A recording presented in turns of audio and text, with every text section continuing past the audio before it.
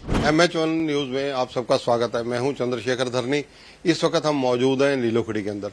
नीलोखड़ी करनाल लोकसभा का आज हम चर्चा करेंगे शिवनाथ कपूर से। शिवनाथ कपूर पत्रकारिता जगत का एक जाना माना चेहरा रहे हैं, पत्रकारिता में रहे हैं। 35-40 साल पत्रकारिता जिस व्यक्ति ने की हो, उनके अनुभव अपने होते हैं। कर भाजपा में शामिल हो गए थे और भाजपा में इनकी सक्रियता दिन ब दिन बढ़ती जा रही है और देखी जा रही है। बातचीत करेंगे कपूर साहब से। कपूर साहब, स्वागत है MH1 में। MH1 की टीम और विशेषकर धरनी जी, आपका बहुत बहुत धन्यवाद कि हमारे बीच में आप पहुंचे। बहुत बहुत धन्यवाद। कपूर साहब, राजनीतिक सवाल है, सीधी बात करूंगा। हरियाणा की 10 सीटें लोकसभा की, आपको क्या लगता है पत्रकारिता के अनुभव, अपने पत्रकार मित्रों से इधर उधर से जो इनपुट आ रहा है, संभावनाओं और कयासों में, जब कांग्रेस दावा कर रही है 10 की 10 सीटें उनकी हैं, तो आपके पास क्या चर्चाएं हैं? धरनी जी, इसमें कोई संदेह नहीं। और कांग्रेस भी 10 की 10 सीटें जीतने का दावा कर रही है और भारतीय जनता पार्टी का दावा तो है ही कि 10 की 10 सीटें भारतीय जनता पार्टी की झोली में जाने वाली हैं। लेकिन चाहे किसी के प्रत्याशी भी 5 खड़े हैं किसी राजनीतिक दल के, वो भी कहते हैं हम सभी जीतेंगे।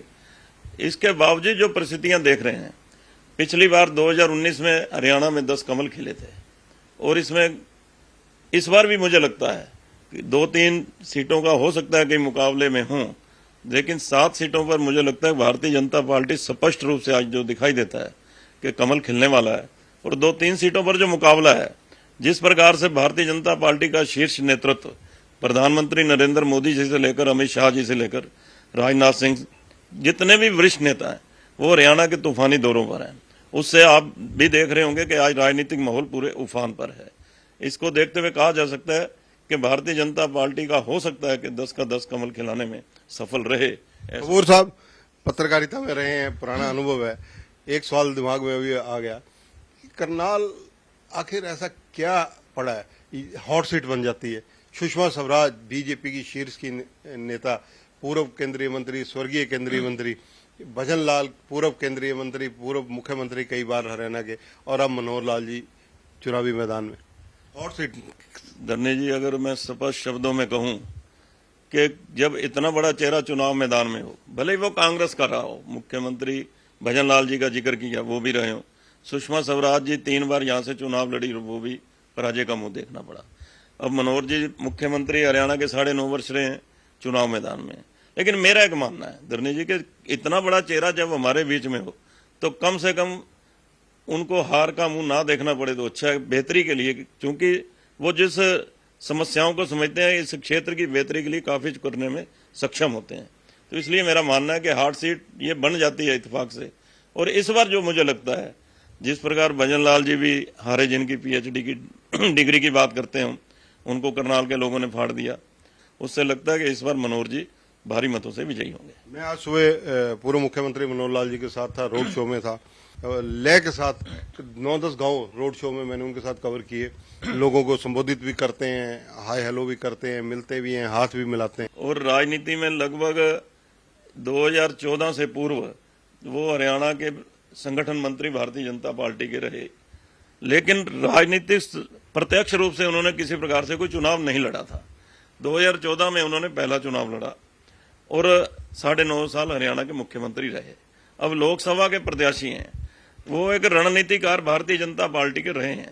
और यदि मैं यूं कहूं कि वो हरियाणा के, जिस प्रकार अमित शाह जी देश की राजनीति के चाणक्य कहे जाते हैं, तो मनोहर जी भी हरियाणा की राजनीति के चाणक्य हैं।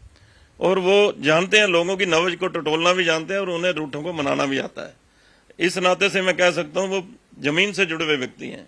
किसी भी प्रकार से वो इस चुनाव में त्रुटि ना हो, हर व्यक्ति तक संपर्क करने का वो प्रयास कर रहे हैं, मिलने का वो प्रयास कर रहे हैं। और जिस प्रकार वो स्वयं देखता हूं मेहनत कर रहे हैं, 71-72 साल की उम्र में भी जिस प्रकार धूप के अंदर भी खड़े होकर वो लोगों का अभिवादन करते भी हैं, उनसे संबोधित भी करते हैं, निश्चित रूप से उनकी ऊर्जा को भी मैं प्रणाम करता हूं। और मुझे लगता है कि वो जब विजयी होंगे, लोगों की भावना भी है, क्योंकि मनोहर जी को जिताना, हो सकता है मनोहर लाल जी के लिए कोई फायदे की बात ना हो, लेकिन जो मनोहर लाल जी जीतेंगे, निश्चित रूप से मोदी जी की झोली में वो MP का वोट जाने वाला है। और लोग मोदी जी को चाहते हैं, इसमें कोई संदेह नहीं है। थोड़ी बहुत कहीं अगर चूक हो सकती है, वो हो सकती है, तो लोगों के लेवल पर हो सकती है थोड़े बहुत, लेकिन आम जन जो चाहता है वो मोदी जी को प्रधानमंत्री देखना चाहता है। इसलिए मनोहर जी का भारी मतों से जीतने में मुझे कोई संदेह लगता नहीं। देखिए, मनोहर लाल लोकसभा में पहुंचेंगे और भारी बहुमत से पहुंचेंगे।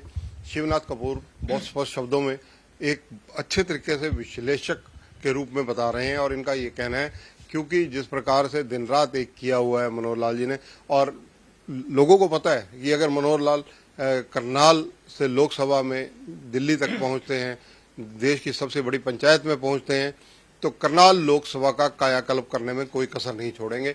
कई बड़ी योजनाएं यहाँ आएंगी, बेरोजगारी दूर होगी, और जब उद्योग नए नए तरीके के यहाँ पर लाए जाएंगे तो लोगों को और भी कई सहूलतें मिलेंगी। कैमरामैन जितेंद्र हंस के साथ चंद्रशेखर धरनी, MH1 न्यूज, नीलोखेड़ी।